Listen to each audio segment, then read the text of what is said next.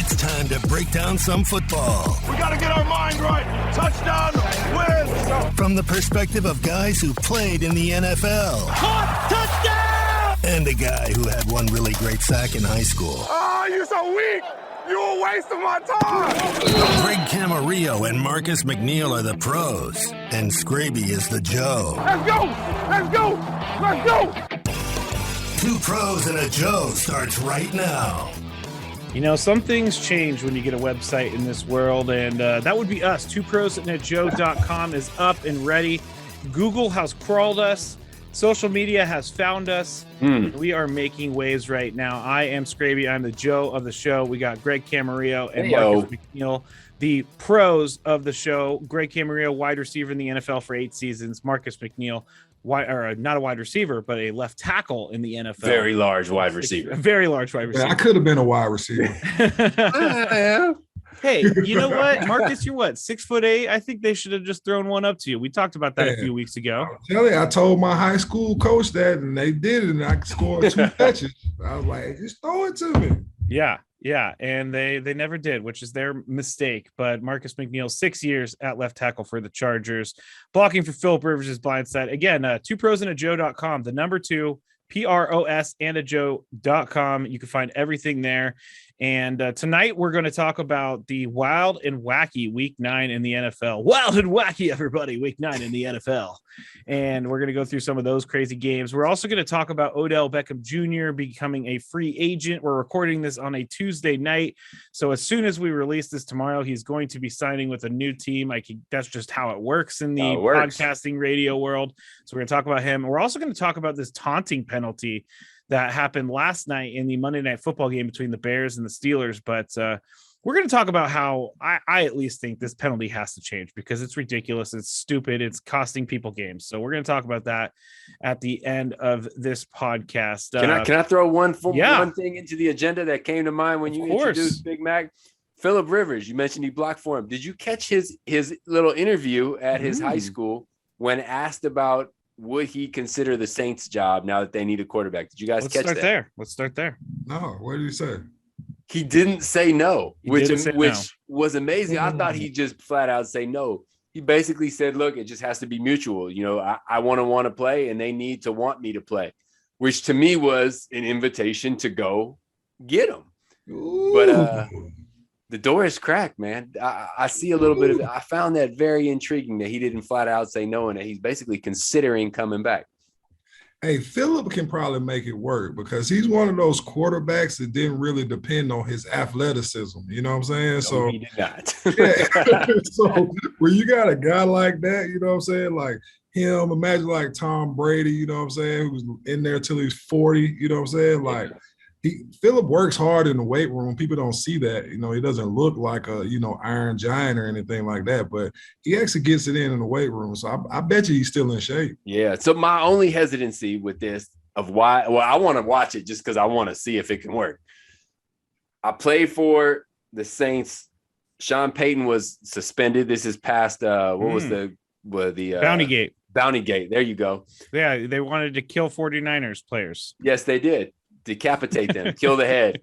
So their playbook and their the wordage, the wording they used for their plays was the most confusing of any place I had been.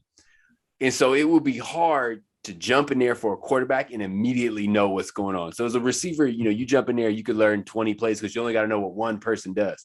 But as a quarterback, you got to know what all 11 people are doing and you got to know it well. So that would be my only hesitation to say, Phillips, just go for it because that's a lot to learn. It's a lot to learn quickly. Yeah, especially Sean Payton playbook. You talking about he's dialing them up. You know what I'm saying? Yeah, he is.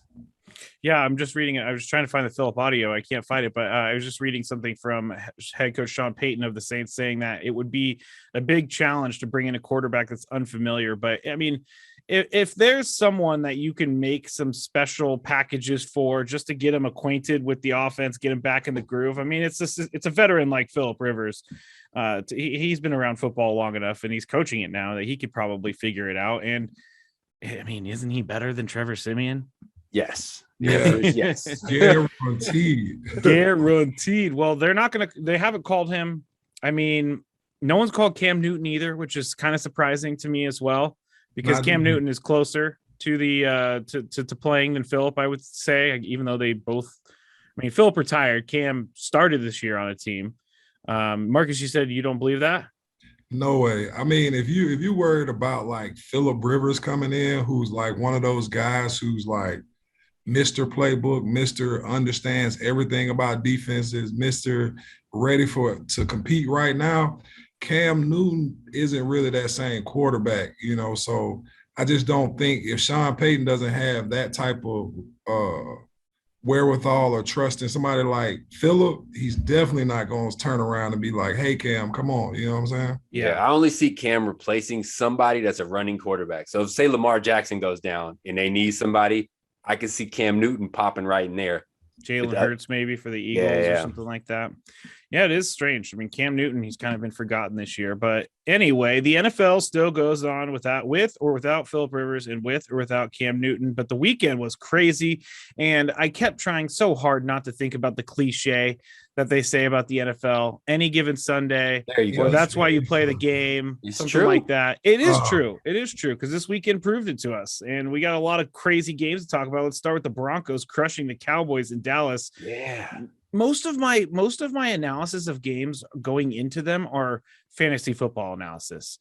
Do I want to play this player because of this matchup? I declined to play Tim Patrick, a wide receiver for the Broncos, because they're playing the Cowboys in Dallas. I thought the Broncos, I mean, they've looked terrible. Their offenses looked bad, and they go into Dallas and they're up like 23-0. Like it's no big deal. Dak threw 2 late touchdown passes, but this one was surprising to me. And a lot of people are talking about Mike McCarthy leaving Dak Prescott in the game late. I don't know what you guys are thinking, but this one completely, I mean, all of these really took me for a loop, and this one especially. I mean, you got to leave him in the game, because if you're taking an ass whooping like that, you know what I'm saying? Like, you the leader, you know what I'm saying? Like, you sit in here and you take it with your boys. And I bet you Dak didn't want to get out the game either, but that was definitely one of those games that you kind of like you can get trapped as a player thinking like, oh, this team right here is suspect, like we supposed to win this game, and you don't get up for a game like that. And on the other side, you got the Denver Broncos, who's like still in the hunt in the AFC West, who's like, we're not trying to drop shit, you know what I'm saying? And they come in and just smack your ass, and before you even get off the canvas, you know what I'm saying? Like, it's a 10 count, Yeah. So, all right, two reactions to that. One is I hated trash time, throwing the ball deep across the middle when everybody knows it's trash time and you're throwing the ball. In my day, that's when safeties teed off on you. Corners were trying to get picks, and safeties were like, "Fuck it, I'm going to take someone's head off, because what happens if I miss? Nothing happens." So I hated it. Run the ball, run this clock out.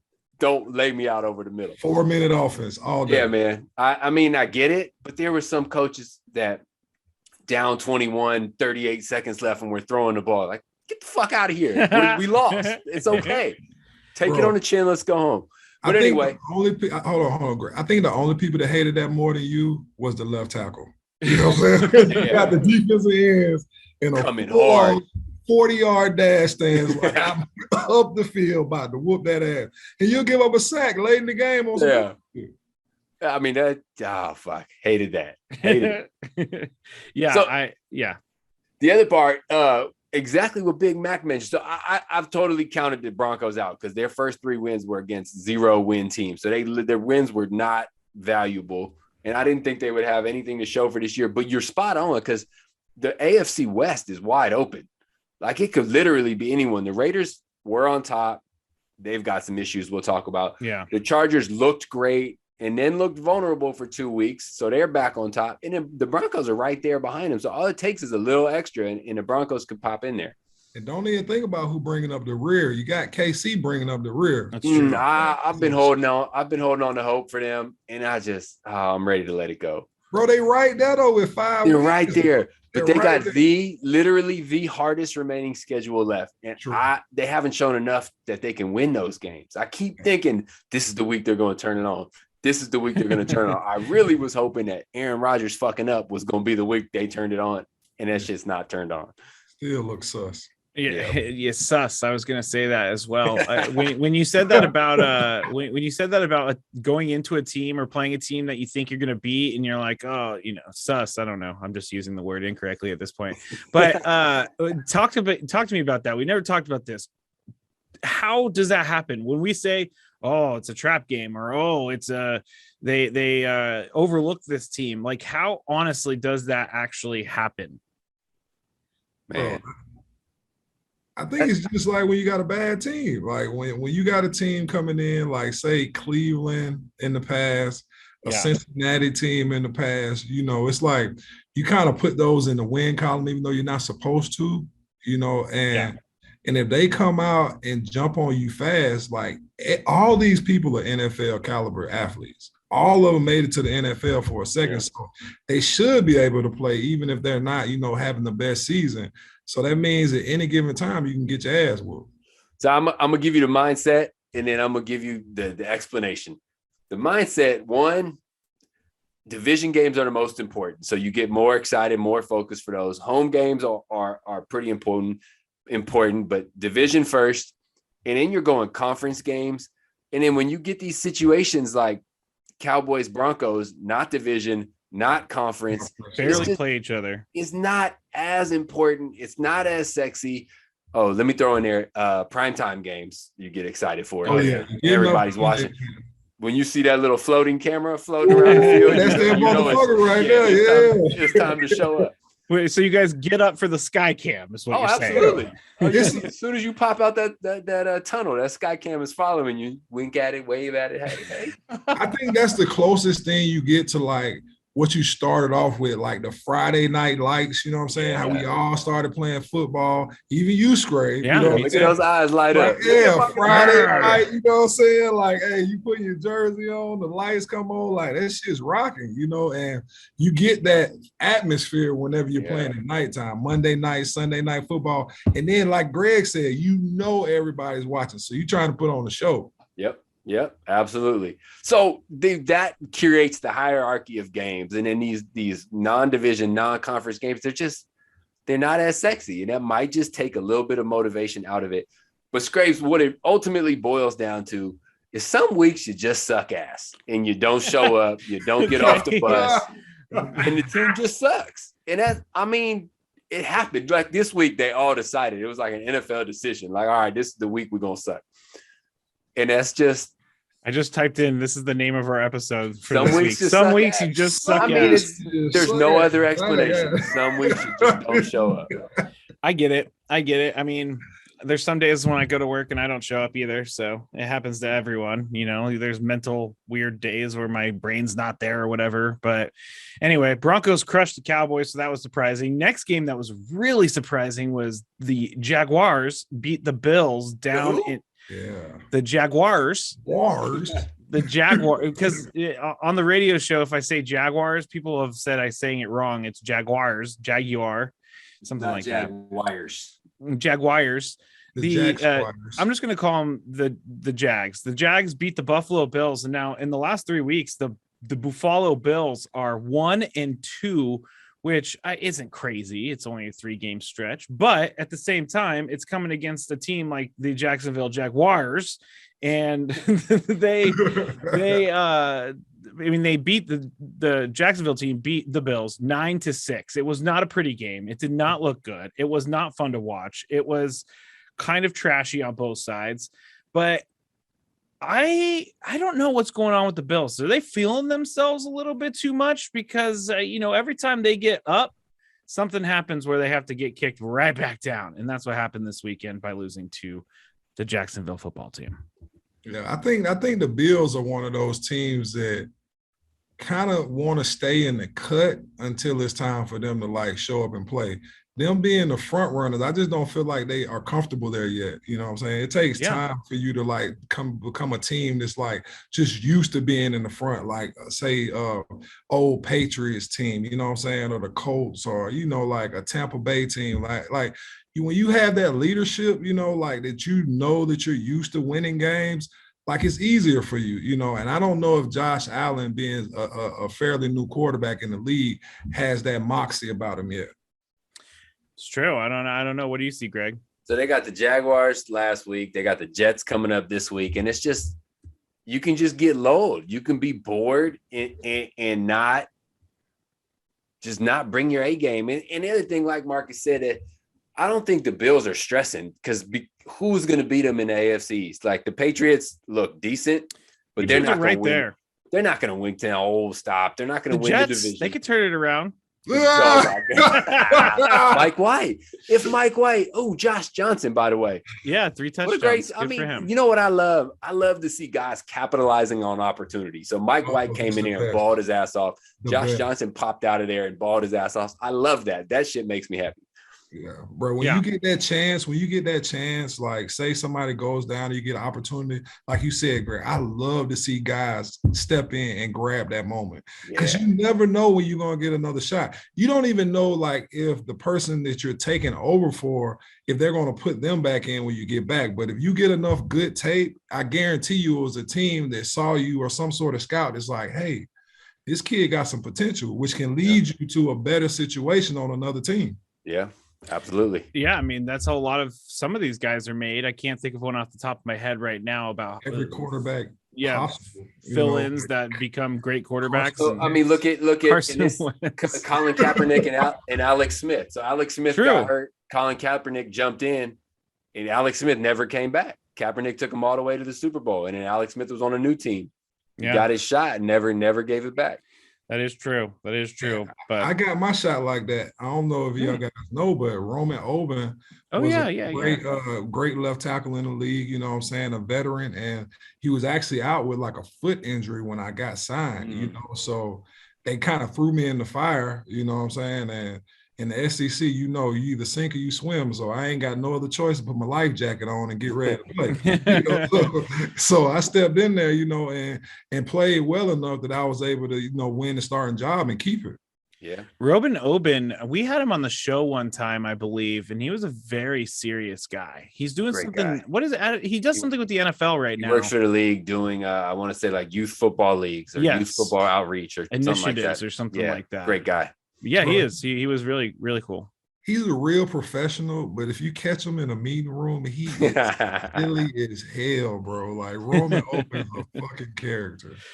Falcons, Marcus, your Atlanta team, they went to New Orleans. They beat the Saints. ATL. All I got to say about this one is that, or there's a couple things I got to say. I got to give it to Arthur Smith, who is the most boring name on the face of this earth. But Arthur Smith is the head coach of the Falcons. Yes, you heard me right. Arthur Smith. I got to give him credit because the team's 4-4 now. Falcons are always counted out before they're even in. The Saints, it doesn't matter that they don't have their quarterback, Jameis Winston. I mean, the Falcons did this in New Orleans. It's a tough place to play. As you guys know, it's a tough place to play in that Superdome. So number one is I got to give credit to the Falcons for sticking in there without Calvin Ridley, without some of their other players. And I have to give it to them for finally fucking figuring out how to use Cordarrelle Patterson. The guy's been in the league for like 8 years. Yeah, and he's never been this good. Like, why is this team and this year his year to be so amazing? Great? The fucker's a running back. Like he's the top rated running back in the NFL according to Pro Football Focus. Isn't that amazing? So, I mean, it's great. You know, the receiver inside of me and the hater inside of me just wants to make fun of the fact that he couldn't catch, and that's how he ended up there. But look, man, at the end of the day, you get the ball in the playmaker's hands, and they have found a way to get the ball in his hands, because once he gets the ball in his hands, the dude is nasty. Bro, I'm just glad the Falcons are winning. I don't care how they do it. You know what I'm saying? I don't care if they have to go get, Andre Rison out of retirement. You know what I'm saying? Like, I need y'all to put up some dubs, fuck, the Braves just won the world championship, That's true. Put on for the Bulldogs are balling in college right now. Like the Atlanta United, our soccer team is winning. Everybody in the city has been winning besides the Falcons. And I don't know if it was that loss they took to the Patriots when they blew that first half lead in the Super Bowl, but they just haven't looked the same in that division since. Falcons, Cowboys, this coming up Sunday. Teams that normally get embarrassed bounce back, especially good ones. I have no faith in the Falcons. I'm sorry, guys. I think the Cowboys are going to come stomping in. You have no faith in the Falcons. Well, you and half of Atlanta. yeah, well, Atlanta, like you just said, Marcus, they have plenty of other teams to celebrate in being good. But Falcons, I gotta say, I'm surprised that they are 4-4 where they're at, and they beat the Saints in New Orleans. Next game, the Browns went on the road, and this is going to tie into, you know what? Let's do that last because it's going to tie into Odell Beckham Jr. The Rams, they lost to the Titans at home on Sunday Night Football. Matthew, don't call me Matt Stafford, he looked bad on Sunday night. He looked, and there could be an injury. I was listening to a podcast about the weekend and they recap everything, and they were saying that maybe his back is hurting a little bit more than we think so. Ooh, but he just looked bad. Let's dive into that, Scrape. So Coach McVay had addressed a few different injuries. It was Robert Woods had a foot. Something like that, yeah. Jalen Ramsey had some other joint. And Matt Stafford had a back injury. And he pointed out that they had yet to play a game on real grass.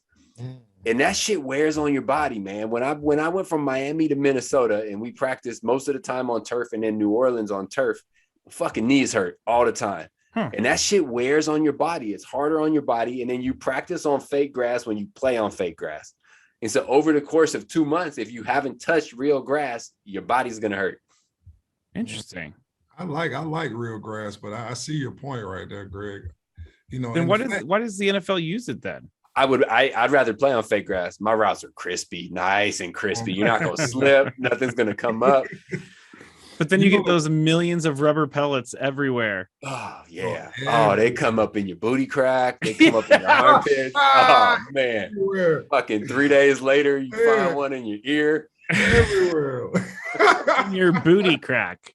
Man, I don't know if we should name this episode Some Weeks You Just Suck Ass or You Find Them in Your Booty Crack. It's a family show. Right? It's a family show. But the Rams, they did not look good. The Titans, I got to give them credit too. They lost their best player, maybe even the best player in the NFL, Derrick Henry. And they're still winning. And I know that Adrian Peterson's old, and I'm not old shaming, but he looks old on the football field. He looks old. Right That's now. my former teammate too, and he was fucking amazing when we played together. And of course he relied on his athleticism. Like this wasn't just like great vision. I mean, sure he had all that, but he relied on pure strength, explosion, athleticism. It's just not the same. Even if he's 60% of what he was, it's not the AP we knew. He scored a touchdown. Yeah, I think I like AP, like you say, the old AP. I'm not, but the fact that he was so athletic and now he is older, that's the strike against running backs. You know what I'm saying? It's like you can only do that for so long. You know what I'm saying? Right. Like, and eventually, like that revolving door is going to come because there's going to be a new young sprout tenderoni at running back. You know what I'm saying? Named Najee Harris. Yeah, that has great knees and ankles, and you know what I'm saying, like all this. You know what I mean? And you just get pounded on at running back. So I think they had to do what they had to do, losing a guy like Derrick Henry. Like it's no way around it. Like we had to get somebody to step in, but the way that they handled the Rams was surprising to me. You know, like I did not expect them to whoop that, but I mean, they beat the Chiefs, they beat the Rams now, you know. Those guys look good. They beat the Bills. They beat the Bills. So, like, you know what I'm saying? Like, they've been putting up, you know, I thought they were sus too a few weeks ago because they were the top of their division, like with a 500 record, you know, but now, you know what I'm saying, they're running off a couple. I just want to see if they could sustain it without Derrick Henry, though. I mean, that is their division to win. If they don't win that division, that is a major failure because they're in a division with the Colts, who are not too good right now record-wise, and then the Texans and the Jaguars. All right, Scraves, this one's going to hurt, but while we're talking about teams that succeeded without their starters in there, like Derrick Henry, we got to talk about the Cardinals, right? Yeah, they didn't have Kyler Murray, D-Hop, or AJ Green. Look at your face. The 49ers' door of opportunity was cracked wide open. And this isn't even Jimmy's fault. This isn't even Jimmy G's fault. I don't care whose fault it is. It's the end of the season for the 49ers. It's a wrap. It's done. It's over. Put in Trey Lance and just let him get reps. Okay, wait. Hold on. They got blown out. Hold on. Without three of the starters. Hold on. Who was the quarterback? Who was the quarterback of Arizona? I believe his name was Colt McCoy. Yeah, stop. Got beat by Colt McCoy. No, the 49ers got beat by James Conner. That's who they got beat by. They got beat by James Conner. So and good for James either Conner. way, 3 touchdowns. It's a wrap. Sorry. I'm going to agree with you that they're probably not going to make the playoffs. I mean, they're in a great division. They got the Rams. They got who else? The Cardinals, up top. So they're probably not going to make the playoffs. Kyle Shanahan needs to go. He needs to go. So I got a problem with this. You got a problem with Kyle Shanahan? Get in line. The dude was in the Super Bowl, what, 2 years ago? 3 years ago? 3 years ago. Like, that's great. That is outstanding. To me, if you make the Super Bowl, unless you like totally collapse and you're winning 0, 1, 2, 3 games, you're sticking around. You know what? Unless you lose the belief of the team, and that's something. You know what their record at home is for the last 2 seasons combined? Yeah, they have not won a game at home this season. They are 1-11 at home in the last 2 seasons. How does that even happen? Because they're the San Francisco 49ers and they're playing in Santa Clara. That's why. Thank you. I said that today on the show, and everybody told me I was crazy. They're in the wrong place. I mean, we can't get on too bad for last year. They were like beat up from the top. They lost Nick Bosa. They lost a ton of guys. They lost they didn't lose Jimmy. They lost him for a little bit, but they lost Kittle last year too. They lost Kittle. Kittle's always lost. They have I mean, this year they're not getting production from Brandon Ayuk, and they don't really have a running. I mean, they may have found a running back in Elijah Mitchell. I know this isn't the 49ers podcast, but I just really down the roster for us, Graves, all the way 1 through 53. I love Debo though. I love Debo's amazing. And you know what, Jimmy G, he may not be the flashiest quarterback in the world, and he may not be able to throw a bomb like a 40-yard bomb. But he was working the middle of the field pretty well against those Cardinals. I like Jimmy G. In the last 2 weeks, he is the top scoring fantasy quarterback in football. So, but anyway, so they're probably not going to make the playoffs. But the Rams, I mean, the Rams can be sus if you're asking me. Yeah. Why does it sound so awkward when you say it? Because I'm a white dork. Pause. It's his eyebrows when he says sus. Oh man. All right, so let's move into the last one, and we'll tie it together with our Odell Beckham Jr. topic, because Odell Beckham Jr. is now a free agent, but the Browns go to Cincinnati. They blow out the Bengals in their first game post Odell. And I just have to say, I mean, I don't think Odell was a huge issue, but they looked really good on Sunday. Everything was working for them. Bengals now looking a little sus themselves. I'm going to stop using that word. No, we should count it. See how many times you That was the third time I've used it. But Odell Beckham Jr., he's now a free agent. He's going to be joining whatever team he wants. Real quick, in the end, I think that Odell, he got his way by crying his way out of town. And I know that he didn't actually cry, because people are going to say, where's the video of him crying? Where's the video? I don't see the video of him crying. He didn't actually cry his way out of town, but they had this campaign of free OBJ. The guy wasn't being, come on, can we just be serious for a second? I don't want to say anything stupid, so I'm going to stop and I'm going to let you guys take over. But what do you guys think of Odell kind of just forcing his way out of the Browns to find a team that he could be on that's going to probably have a deep run in the playoffs? I don't know. It's all you, Greg. I think Odell stuck to his brand of being OBJ. This is not a surprise. This is exactly what happened in New York. The dude is a diva wide receiver, flat out a diva wide receiver. And if a diva wide receiver is not happy, it's detrimental to everybody else. So I was in Minnesota when Randy Moss came back. Oh, he's a diva wide receiver like no others. And this dude was cussing out coaches in the meeting room because he wasn't in the action. So we did a Wednesday game plan, which is first and second down, and there wasn't enough plays for him. He stands up, this game plan is full of shit, walks out, I'm like, what the fuck? It's first and second ground down. Like, what do you want? And then he runs, we're out there on the field, he runs some route, doesn't like it, goes to the coach, he's like, fuck that, run that back, I'm gonna do it my way. And I'm like, and this is Randy Moss, so go ahead, Randy. Do it your way. Let's watch. Probably going to work your way. But it's like if a diva wide receiver is not happy, it's going to cause fractures everywhere else. So fuck it. Cut your loss. Send him on his way. They were fine without him. But wasn't he? I was going to say, wasn't he? I mean, he hasn't been great in the last 2 years. He hasn't.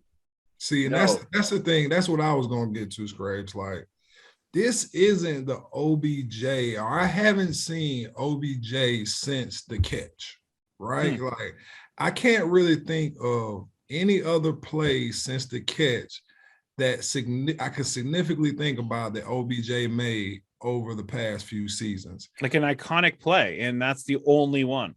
I mean, the dude's a legit receiver. Let's not knock him.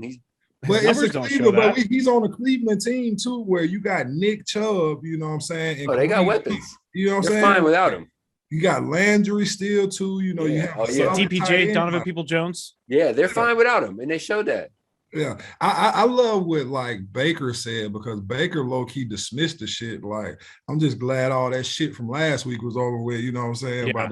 Like, hey, I'm just glad he's out of there. And you're right, Scray. I didn't see him crying like a diva would, you know what I'm saying? But he did the other thing that can divide a locker room just as much. When your superstar player is not saying anything to anyone, you know what I'm saying? They talked about how he would come to practice and not say anything. I have yet to find a team where you have division amongst players that does as well as they can do. Not to say you can't do well, you know what I'm saying? But you're not stamp of approval. You can be. I stand by what he said. Man. I mean, he had one catch in that game a couple Sundays ago. Monday, he's not allowed back at the facility. Tuesday, there's reports that the coach told the team he's basically not on the team, so don't consider him on the team. Yep. And then Wednesday, he's gone. So I heard this from, I think Colin Cowherd. Baker Mayfield is thrown for, I'm going to fuck this up. But I think he's had 5 games of 300 plus yard throwing in the time that OBJ has been there. And he was only part of one of them. The other 4, OBJ wasn't even on the field. So he's fine without him. And that's what they showed this weekend. It doesn't compute in my brain. It doesn't compute because I'm a video game guy. Like, you put OBJ on your team and you got another option out there. Yeah. But in real life, it doesn't always work that way. And we've seen super teams, not that the Browns are a super team, but we've seen super teams not win the title. It just doesn't make sense to me that him and Baker just don't mesh. Like, why? I just don't get it. And maybe there's nothing to get. Shit, to be honest, he was out last year, wasn't he? Didn't he have the ACL? He tore his ACL like midway through the year, yeah. Yeah, and they had a stellar season. So I think that might be a front office call, or somebody seeing like the division that he might be causing and knowing this shit. We already have a solid roster. You know what I'm saying? Like, we don't need these distractions. We made it to the playoffs, you know, for the first time in years last year without him, you know. So you know, I'm pretty sure that they wanted to part ways. And then the fact that his father gets on and just bashes Baker Mayfield, who is the face of your franchise, like, come on, man, what the fuck are you doing? I thought that was weird too. Like, what? That would have been a solid defuck right there. That was solid, fuck. All right, we got one more topic before we close up this episode of Two Pros and a Joe. But last night, Monday Night Football, the new taunting penalty that they have put into play this year, it was on full display. And if you don't know, Cassius Marsh, which finally I said that guy's name correctly.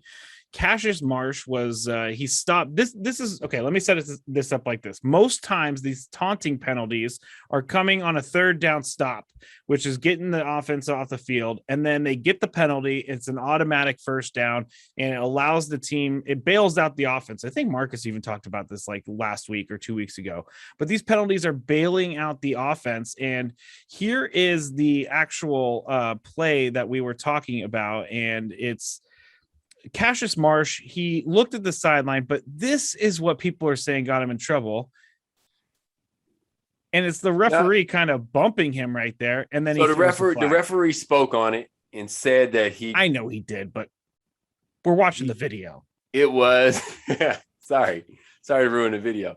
No. I'm saying, like, we are watching the video. I don't believe what he's saying if he said he didn't bump him. I got you. No, I wasn't saying we're watching the video, Craig. Okay, so what were you gonna say? No, I mean, all right. They're trying. making an effort to throw taunting flags. They're not like, oh, that was bad, let's throw a flag. They are actively seeking out opportunities to throw taunting flags. And it sucks. It's horrible. It fucking sucks. It has the ability to ruin a season at this point. Like, what are we going to do this is the Super Bowl. It gave them a first flag right there. I mean, the Bears lost this game because of this. It would have been 4th and 15, and then it became 1st and 10. So without this play, there's a good chance the Bears get the ball back and then never give it up again. So it literally cost the Bears a game, and it's horseshit. You know, it's always one thing that they pick in the referee meetings throughout the offseason that they're going to focus on. And this must have been the thing that they said, shit, we're going to focus on non-taunting. You know what I'm saying? Like, which is the dumbest thing I've heard in football. Like, we are not sitting around playing chess, or we're not sitting around, you know what I'm saying, like doing some shit where, you know, I have to be the best sportsman in the world. You're literally out there in a damn near a bar fight. You know what I'm saying? Like, you're brawling and battling and shit like that. So if I want to get up after I slam you on the ground and give you a fuck you, you know what I'm saying? I should be allowed to say that. You know, you're trying to hurt me. You know what I'm saying? Literally. What's wild is after his sack, he did like a spinning jump kick, right? Yeah. It was a nice looking spinning jump kick. It was sweet. Too. It was sweet. But that was fine. He said that he's done it his entire career, that kick. Yeah, and that's fine and everything. Shit was sexy. Right? But I don't know where he actually got the penalty, though. That's the problem, is that he looked at the sideline. He was like at least 25 yards away. It wasn't like he was in their faces yelling at him like, what's up? I'm fine. Cassius Marsh. And he knows all those guys anyway. He used to play for the Steelers. He's probably looking at a lot of his friends and being like, haha, got you. My mother would have approved of what he did. Therefore, it should not have been a penalty. All right. Well, what do you guys think? Are they going to have to change this, because this is going to cost the team a playoff spot? Yes, but they won't do it during the season. They'll wait till next season. It's the easiest thing to change. Stop throwing stupid flags on these guys. They won't change it. They had a meeting of the heads, and they said that this is what we're doing. So they're not going to change it right now. Scrapes, I'm sorry. It's just like everything. You get a bunch of nerds in a room that think they know what they're doing, and they're like, oh, you know what will be great this year if we threw some taunting penalties out there. Yeah, and then everybody hates it. They're like, I can't believe it. I thought people wanted these penalties. I don't know why I'm so many different characters tonight on Two Pros and a Joe, but I have been a lot of characters. I love it. You sucks right now. I have many different personalities. I'm like split over here. All right, that's it for this podcast of Two Pros and a Joe. Go to twoprosandajoe.com, and also make sure you subscribe, you rate, and you give us a review on Apple Podcasts or Spotify or anything like that. And if you're looking for us, it's on you can just search us in any of your podcasting apps, the number 2 Pros and a Joe. You'll find it. You'll be able to subscribe to us. So please do that. We are growing, and we appreciate everybody out there who is helping us to grow. We really do. Make sure you find us on social media at Catch Camarillo for Greg on Twitter, at Marcus McNeil 73 on Twitter, at McNeil 73 on Instagram. I'm at Matt Scraby, and then we are at Two Pros and a Joe everywhere you go. So I'm gonna, I was going to say something, and I was going to try to use the word sus again, but as you can see, I'm already struggling to find a way to use it. So you just used it. Don't worry about it. It still counts. All right. It still counts. That's it.